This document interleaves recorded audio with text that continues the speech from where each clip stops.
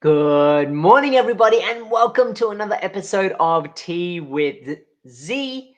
My name is Zamel Salaika, and it's an absolute pleasure to be joining each and every one of you again this morning. And like always, if you haven't gotten your tea, your cuppa, your coffee, your bowl of cereal, I said bowl of Weetabix, whatever it might be, go and grab that now. Well, depending where you are in the world, it might be your dinner. So whatever you might be having for dinner, go and grab that. And while you are doing that, or even after, let's get the energy exchange pumping. You know the deal, likes, hearts. This is a live stream. So, but even if you are watching a replay, I definitely feel the love and energy. So make sure you jump on and just, show an emotion. Tell me how you're feeling. Even drop a comment in the comment section below, describing even in one word how you're feeling today. Because at the end of the day, interaction drives conversation, and conversation drives interaction, and we're all about that two-way level of interaction. Speaking of interaction and awesomeness, let's quickly talk about the Limitless Network. The details are in the description box below. It is a group of like-minded people who value health in any way, shape, or form. And we're growing a global community, and so feel free to jump on in that as well. So, all right, today's topic is kind of leading on from yesterday's topic, and to all of you watching, I hope you had a really nice Valentine's Day, whatever you might have done with loved ones, or even you just took some time out for yourself to show yourself some self-love. Whatever you got up to, I hope it was an awesome day. But kicking on from that, when we're talking about relationships, we often describe our personal relationships. And if we're in a really healthy, positive relationship, we advocate for that relationship. We have really positive rapport about it. Our friends, our family member will also advocate for that and say, you know what, that couple is amazing. They do amazing things. That family is amazing. They do amazing things. And they really, really spruik, I guess, positivity about that personal relationship. And on the flip side to that, if that personal relationship isn't the best of relationships, if it's a bit negative, if it's facing some challenges, some issues, some communication breakdowns, whatever it might be, the language that is used to describe those relationships is very, very different, particularly not just from the people within itself, but third parties around them. They'll describe that relationship as toxic, as negative, as damaging, all of these other terms that other people will use to describe somebody else's relationship. But even then, in ourselves, if we're in a relationship with those negative traits, we ourselves get frustrated. We feel resentful. We have disdainment to one another. We have poor communication. All these different factors in a toxic or negative relationship between partners or family members or whatever it might be in our personal lives can also, I guess, be judged and influenced by external factors as well. But what I mean by that as well is not only judged or commented on by external factors, but environmental factors actually play an impact on our personal life. And we all know that growing up, the old saying is you're a product of your environment. And if you've grown up in challenging circumstances, you're more likely to fall into challenging situations later on in life. This is all just fact. And it's the amazing people that step out of those challenging situations and really recognize that personal development and that need and want to be something and do something differently, to step outside of that herd and actually do something a little bit differently. And so, how do we relate this back to our professional life? Well, in our professional life, you've got to look at, well, what are the comments about our professional and our work relationships?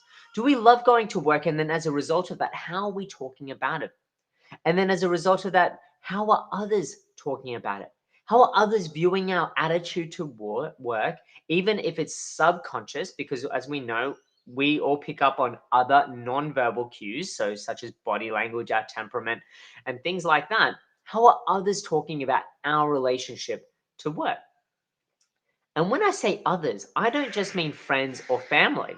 I actually mean your patients, your customers, and consumers. How do they respond to your work relationship or your relationship to work? How do they respond to it? Do they see it in a positive light because you talk about it, you're passionate, you're positively passionate about it? Or on the flip side of that, do they hear comments about the negative work environment that you might be in, your frustrations, your annoyances, your disdainment towards your employer, whatever it might be? How do they respond to it? How do your customers, consumers, and patients respond to that sort of language when you might be talking about this with another colleague, but they're an earshot? You might be talking about it even directly to a patient. I, for one, was in a business recently, in a health business recently, and I could literally hear the frustrations and the annoyances with some things going on from an employee as a customer, and their frustrations as a result of creating a very, very, I guess, negative sentiment and negative vibe to that whole business. I then recognize there that that wouldn't be the person I would go to and ask for advice. They're disinterested in what they're doing already. Why would I go to them for advice and counsel? And as a result of that, it created a very, I guess, tense sort of interaction as well, naturally, because there was friction already in the air. They were closed off, they were reserved, they were frustrated. Their communication skills were starting to break down. So because of those frustrations, they weren't communicating and clearly articulating to me. And so when you think about your relationship to work as an employee or employer, how do you present yourself? How do you present yourself in your work life? And what is the language that is coming up? And as a healthpreneur, what is the language that you're hearing? Is it largely positive, or is it largely negative? And if it's largely negative, are you just ignoring it? Or are you looking to address their roadblocks, challenges, and obstacles to help them overcome it, to ensure that whatever they're talking about your business and their relationship to work is positive? Because at the end of the day, we want to build, and we're going to touch on this into tomorrow's episode, we want to build a team of advocates. A team of advocates like we want customers to give us positive reviews, right? We want our team to also give us raving and positive reviews. But how do we do that? How do we do that if we're not picking up on the cues that are there already, which show or highlight that there might be challenges, roadblocks, or obstacles standing in the way for these team members to actually really enjoy a positive working environment and a positive relationship to their work? And as a result of that, what are your customers saying? What are your patients? What are your consumers saying? And how do you find out that information? We're going to touch on that later as well. But just some food for thought today. Start listening, because as a customer, as a consumer, and a patient in a lot of, in and even working with various health businesses, the first thing I do is I work in their business and I start observing the language that gets used. That was one of the first things I do within their business. And even prior to that, working with them, I'll go in there and shop the store or shop the medical facility and see how they interact with patients, how they interact with customers and consumers. What language are they using? And as a result of that, you can very quickly pick up, well, what is the tone of this health business like? So as a healthpreneur, in order to help others, we really need to be recognizing that they're in a positive mind frame to give the help, to give the advice, to give the assistance. But we need to also be listening out for the cues that there might be roadblocks, challenges, or obstacles, and we can't ignore them.